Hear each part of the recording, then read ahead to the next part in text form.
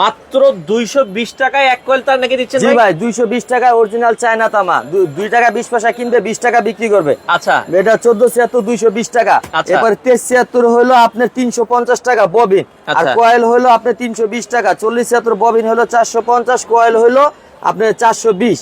এরপরে এই যে আপনার আছে 7076, কত বড় একটা কয়েল, এটার দাম হলো 350। আচ্ছা আচ্ছা আচ্ছা, মানে দেখেন 3 টাকা জি, সামথিং। এরপর হলো আপনার যে রাউন্ড কেবল সোলার এবং কারেন্ট, এটা হলো 550। 4076 700। আচ্ছা। তারপরে হলো 7076 1250। আচ্ছা। এরপরে হলো এফটি হলো 1376, এফটি হলো 350। ওকে। 4076 এফটি হলো 450। আচ্ছা। ঠিক আছে।